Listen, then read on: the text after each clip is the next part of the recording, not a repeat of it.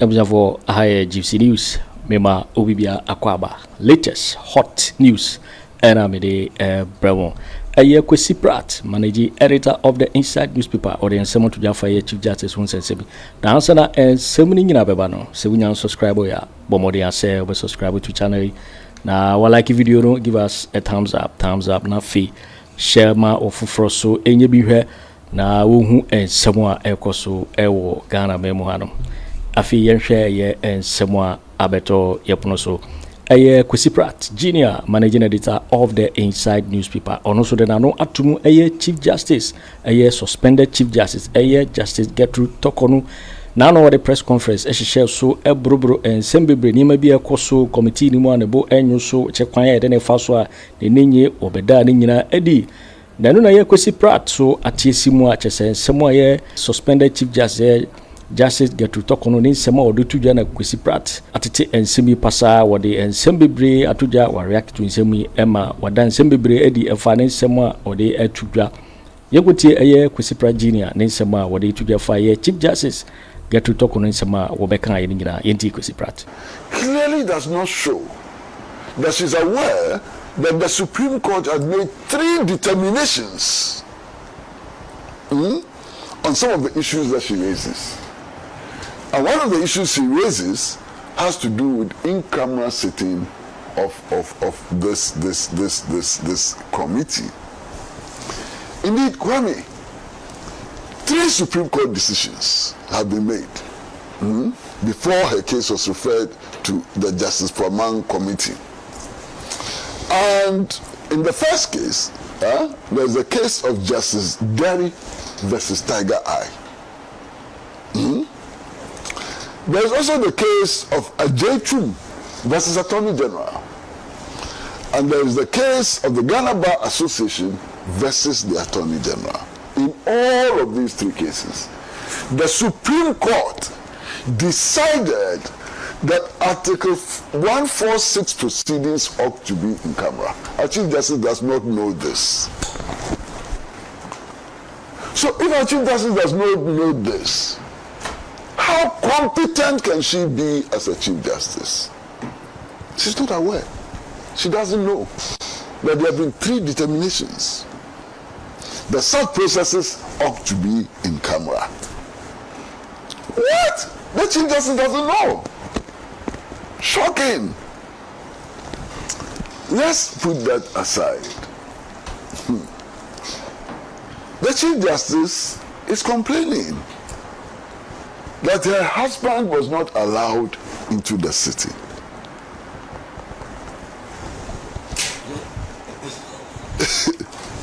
She said that her husband was not allowed into the city, so she's angry. So there's a conspiracy against her. This one, Master, you don't have to be a lawyer. You don't have to be a judge. You just have to be somebody who understands English small, not plenty, small. How can a proceeding be in camera and spouses are invited to sit in? Somebody must explain that to her. I think that I understand it. But she needs an explanation. So when I heard that yesterday, I was completely taken aback. So this madam, this woman was Chief Justice of Ghana. How did she become Chief Justice of Ghana? Amazing, unbelievable. Can you believe that she was Chief Justice of Ghana? And she doesn't know that on 3 occasions, the Supreme Court, over which she presided on many occasions, had made a clear determination on this matter. And she wants her husband to come and sit in the process, in the proceedings. What will the husband do for her? The husband's presence. So, if the Chief Justice is telling us that she loses her balance when the husband is not around, and she is saying it, or I'm not saying it, that when the husband is not around, she becomes jittery, she loses her balance, she can't think properly, and so on. Okay, agreed. So when there are major constitutional cases which will determine the destiny of this country, and she's sitting in the Supreme Court, would we take her husband to sit by her and hold her hand for her to be firm and clear? I mean, unbelievable. The Chief Justice is certainly clearly telling us that she's not competent. Because if you have a judge who needs her husband or her wife's presence in court in order to give her vim and stability, then we're in trouble. If I lie, please tell me if I lie. Because that's an argument that when my husband is not around, oh my goodness, I can't do nothing. I start shaking and so on. So in all the cases that she presided over, was her husband in court? All the cases, I think we should check. Because if the husband was not in court, hey, then she did something to the law. Why are you laughing? Because she needs a husband. The husband must be by her to give her stability. You know, when the husband is not there, she's traumatized. So when she's sitting in the Supreme Court and making decisions and her husband is not there, she's traumatized. And she will use that trauma to give you a judgment.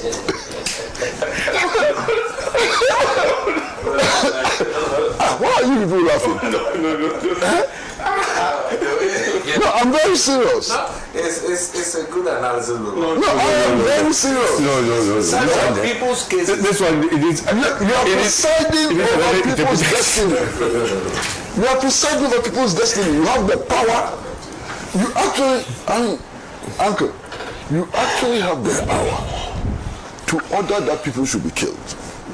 When you sit as Chief Justice and you sit in the Supreme Court, you have the power. You play God. You can actually play God. Decide who should be killed and who should not be killed.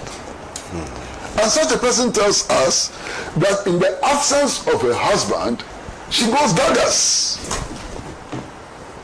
What? Can you believe this? That when the husband is not there, and she has so much power. Wow, incredible. I mean, I simply cannot believe it. I heard about this press conference yesterday.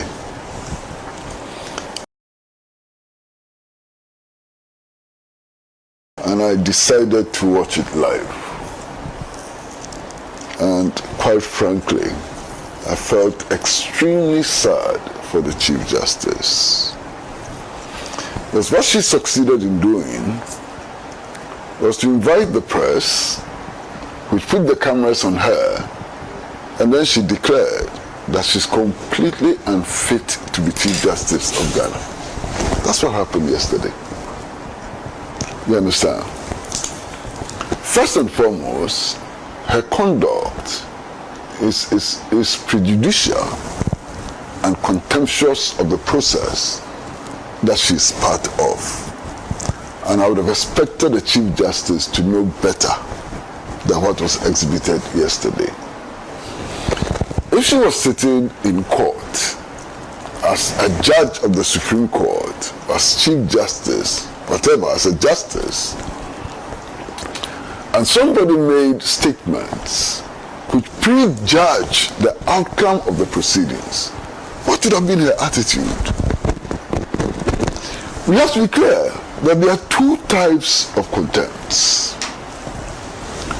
Contempt in facie cura and contempt ex facie cura.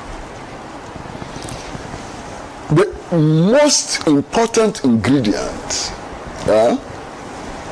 is actions or comments likely to prejudice the outcome of the matter which is under consideration. It is contempt in facie cura when the comments are made in the presence of the court.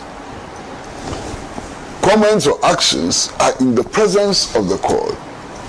And it is contempt ex facie cura when it happens outside the view of the court. And what she did yesterday clearly amounts to prejudice, an attempt to prejudice the outcome of the proceedings of this inquisition, as some lawyers have described it. Now, for me, one of the most important points that she makes at this press conference has to do with the choice of venue for hearing the case. And you would wonder why that is the most important point for me. Judges, even in the lower courts, are human beings. All judges are human beings. They come with all kinds of biases and prejudice. But the expectation is that once they become judges, they will strive to overcome those prejudices that are inherent in their history, are inherent in the relationship they have formed, and so on. They must be able to rise above those prejudices. And indeed, when they are not able to rise above those prejudices, they are required by common sense and even the interpretation of the law to recuse themselves. Okay. Now, what did the suspended Chief Justice do yesterday? She came and said, this process is taking place at a Edu Lodge. Something happened at a Edu Lodge more than 40 years ago, which is related to my uncle. And because of that, I feel traumatized. I'm unable to make balanced judgments. I feel intimidated. I see ghosts, I see kakai when Edu Lodge is mentioned. Master, clearly, what she's saying is that she's not been able to rise above that prejudice which is inherent in her relationship with Major Akwa. That prejudice which is inherent in her family history and so on. Is that not worrying? I'm very worried about it. You understand? And all of us do know that that event she referred to has to do with the PNDC, the Provisional National Defense Council, over which Jerry Rawlings was chairman. So if she carries such a prejudice, if she's traumatized by that event, doesn't that suggest that she cannot be fair to anybody directly or remotely related to the PNDC? Yeah. What a statement to come from her. Yeah. So, based on her own statement, what was the case before her for determination? And the plaintiff's name by accident is Amatekwe. What will she do? Just think about it. Based on what she said yesterday at the press conference. Now there's a case before her, and the plaintiff or respondent or defendant is called Amatekwe, who was executed for the assassination of her uncle. Based on her own statement, what would be her attitude? I mean, this is the gravamen of what she said yesterday. The prejudice is inherent. She cannot rise above it. She's steeped in that prejudice. Her whole life is about the murder of Major Akwa. It influences her. It gives her jitters and so on. Clearly, the statement she made yesterday is that she's unqualified to be Chief Justice because she cannot rise above her prejudice.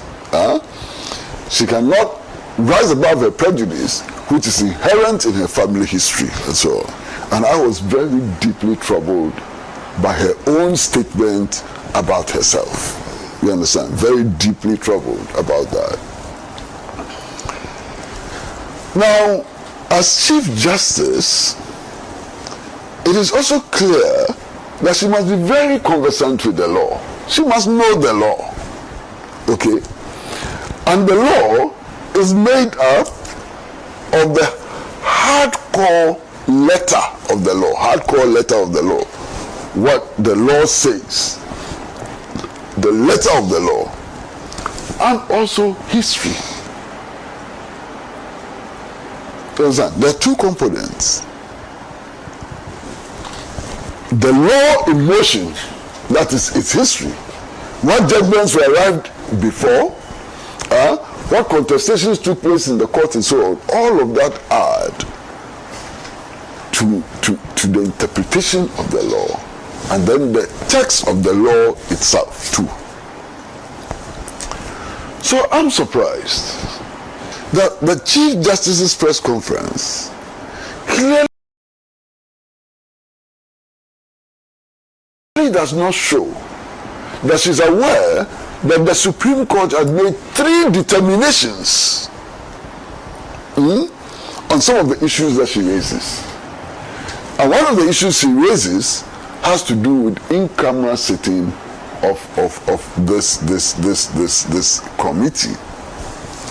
Indeed, Kwame, 3 Supreme Court decisions have been made before her case was referred to the Justice Praman Committee. And in the first case, there's a case of Justice Gary versus Tiger Eye. There's also the case of Gertrude versus Attorney General. And there's the case of the Ghana Bar Association versus the Attorney General. In all of these 3 cases, the Supreme Court decided that Article 146 proceedings ought to be in camera. Our Chief Justice does not know this. So if our Chief Justice does not know this, how competent can she be as a Chief Justice? She's not aware. She doesn't know that there have been 3 determinations. The such processes ought to be in camera. What? The Chief Justice doesn't know. Shocking. Let's put that aside. The Chief Justice is complaining that her husband was not allowed into the city.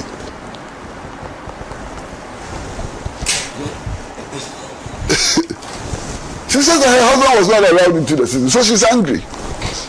So there's a conspiracy against her. This one, Master, you don't have to be a lawyer. You don't have to be a judge. You just have to be somebody who understands English small, not plenty, small. How can a proceeding be in camera and spouses are invited to sit in? Somebody must explain that to her. I think that I understand it, but she needs explanation. So when I heard that yesterday, I was completely taken aback.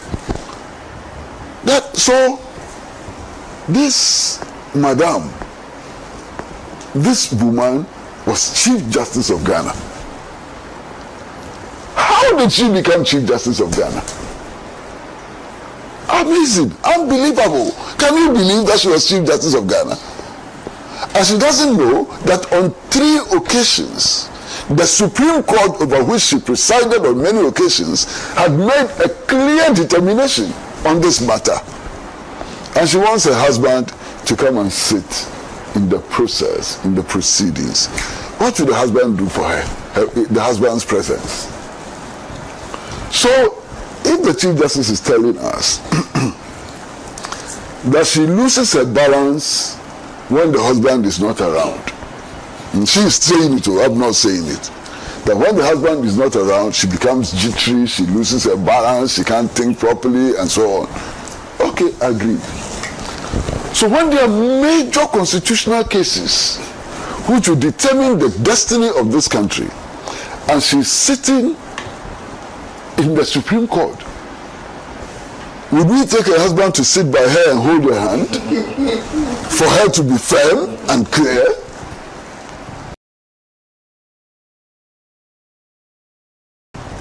I mean, unbelievable. The Chief Justice is certainly clearly telling us that she's not competent. Because if you have a judge who needs her husband or her wife's presence in court in order to give her vim and stability, then we are in trouble. If I lie, please tell me if I lie. Because that's an argument that when my husband is not around, oh my goodness, I can't do nothing. I start shaking and so on. So in all the cases that she presided over, was her husband in court? All the cases, I think we should check. Because if the husband was not in court, hey, then she did something to the law. Why are you laughing? Because she needs a husband. The husband must be by her to give her stability. You know, when the husband is not there, she's traumatized. So when she's sitting in the Supreme Court and making decisions and her husband is not there, she's traumatized. And she will use that trauma to give you a judgment.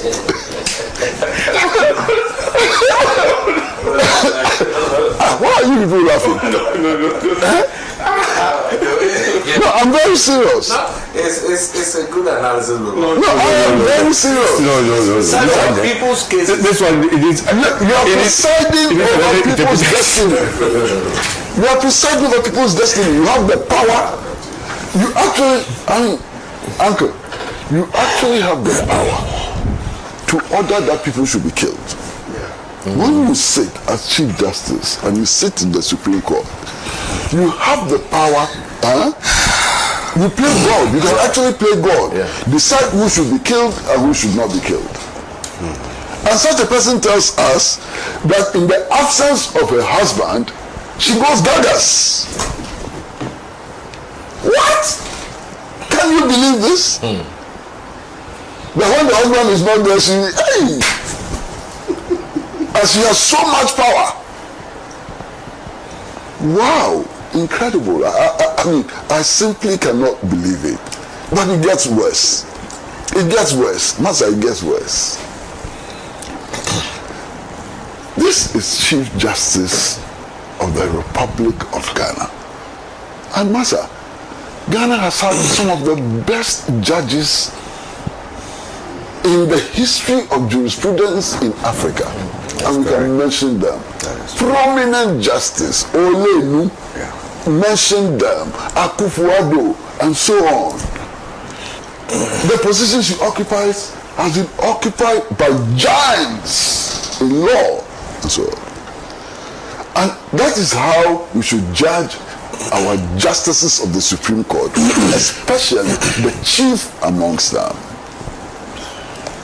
I'm a lay person. I didn't go to law school. I don't have any law qualification, Master. But I know, just from reading the Constitution, you don't have to be a lawyer to understand this, that when it comes to the enforcement of fundamental human rights, original jurisdiction is vested in the High Court and not the Supreme Court. Me, I know that. Our Chief Justice doesn't know that. Hey! Can you believe? So she actually goes to the Supreme Court to invoke the original jurisdiction of the Supreme Court to protect her fundamental human rights. She didn't know. Her colleagues at the Supreme Court had to tell her that, oh, Madam, as for this one, we beg you. That is not the case. The Constitution doesn't say that. And she's still insisting on sitting there as the Chief Justice. She doesn't know the law. What? Chief Justice Torkonuu, she doesn't know the law. Unbelievable. Then, in her press conference, she says something else which is completely shocking. And it should be shocking for us. That the committee did not allow one of the petitioners, I think he's called Daniel Ofori, to testify. Wow.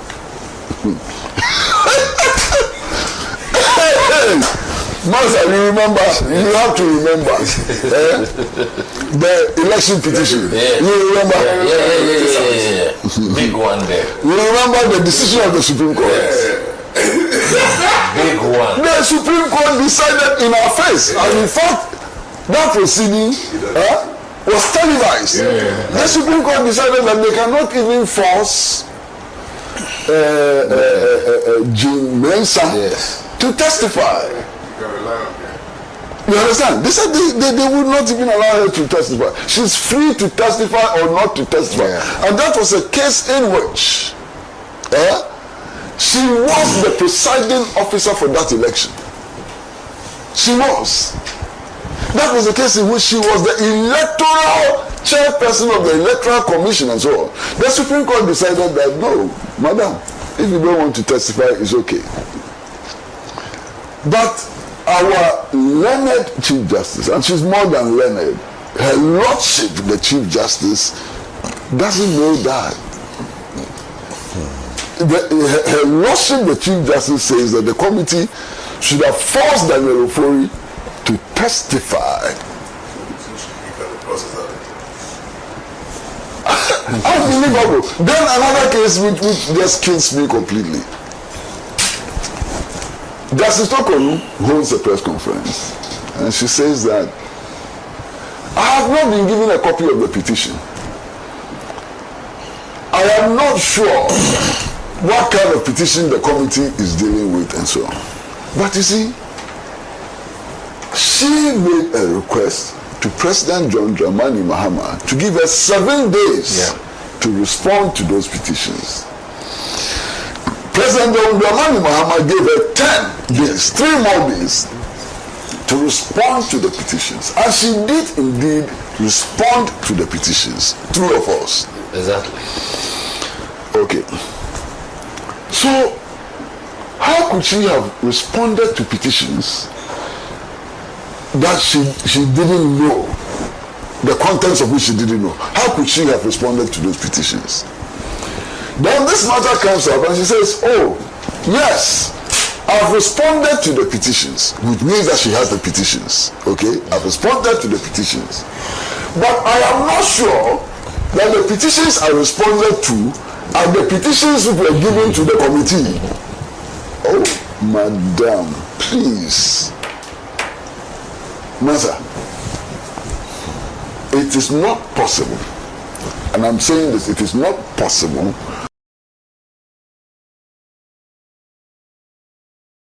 for the committee to have a set of petitions which are different from the petitions that she responded to. You know what? Because the inquisitorial process, okay, ultimately, what will lead to the determination of the case, the petition against her, is not the petition. It is the evidence which will be adduced, and the rebuttal of the evidence or the confirmation of the evidence. That is what ultimately will lead to decisions being made. I hope you understand that. Okay. So, if the petition she responded to accuses her of constitutional violation, and the petition before the committee accuses her of theft, it becomes so obvious. Yeah. Because the evidence which will be left will be evidence on theft and not constitutional violation. Yes. So it becomes so obvious. You don't need ChatGPT or whatever, to understand this common thing. Even those of us who are not lawyers, we understand. But unfortunately, she doesn't understand. She thinks that it is possible to have a set of petitions, sent to the president, and the president somehow will send another set of petitions to the committee. And what an insult to the president. Can you imagine that this woman, this Chief Justice, actually believes that she's dealing with a president who can be so dishonest as to give her a set of petitions to answer and send a different set of petitions to the committee? I mean, I can't believe it. She is demanding fairness, but she cannot even be fair to the president. she's actually calling the president a crook. Yeah. She's calling the president a crook. On what basis? No basis. She's calling the integrity of the president into question. She's actually calling the integrity, even by extension, of the whole Council of State into question. Without a basis. She's calling the integrity of a committee, constitutional committee, chaired by her colleague. Justice Forman is her colleague. In fact, when they sit on the Supreme Court, she's only primus inter pares. That is the role, primus inter pares. So Justice Forman is her colleague. And she's calling Justice Forman's integrity into question without a basis. I can't believe it. But Kwame, it gets worse. One of the judges sitting on this committee served on the Supreme Court with her. And she has, on more than one occasion, empaneled him to deal with very, very serious cases. So when she was empaneling that judge, what did she think of that judge? When she was empaneling that judge, what did she think of that judge? You were the chief justice. You know, I mean, unbelievable. Completely unbelievable.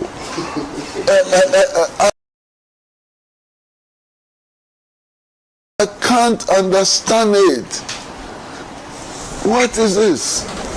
And then she makes another argument. I wish I had a copy of the Constitution with me.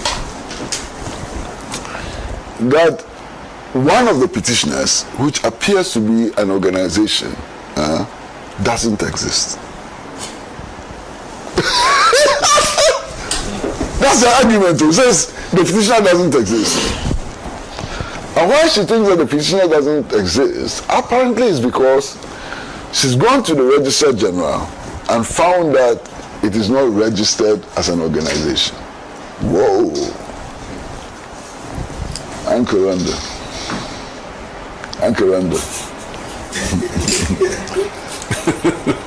If you read the 1992 Constitution, if you read the portions on freedom of association, it does not require registration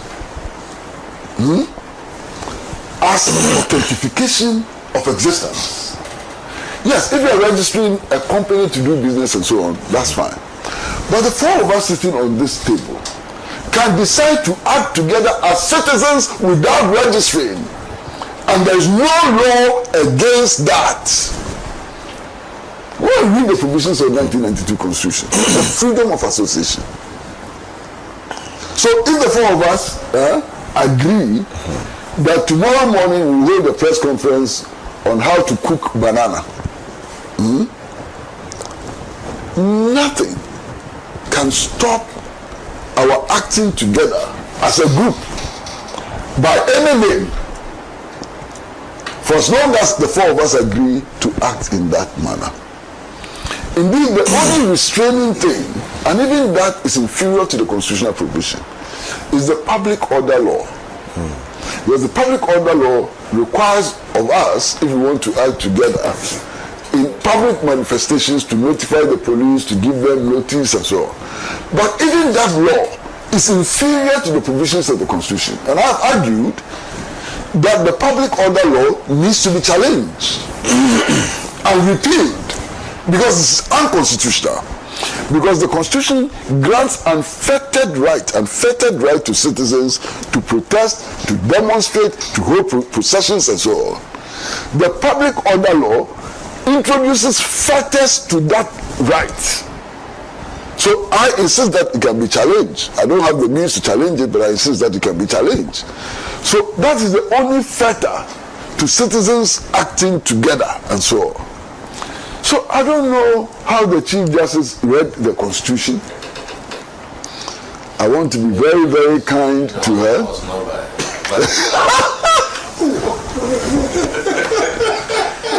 But it is possible. It is possible that when she was reading the Constitution, the husband was not by her. Yes, because when the husband leaves her side, master, the confusion that she encounters is huge. So maybe Tim is right. That when the Chief Justice was reading the constitutional provisions and the freedom of association and so on, the husband perhaps may have, gone out or something. Gone out to some friends to choose more. Because he's racing. If the husband were there, I don't think we would have put that in the petition. By the way, was the husband present at the press conference? I didn't see the husband. I don't know the husband. Yeah, I don't know the husband. I don't know the husband. But maybe the husband was not present at the press conference. That may also explain some of the things that happened there. Come here, finish my submission. Thanks for watching. Give us a thumbs up. Subscribe for more videos. And don't forget to share the video to all platforms. I'll see you in my next video. Thanks for watching. Like and share the video. You can also drop your comment. Please don't forget to subscribe. Click on the bell to turn on the notification.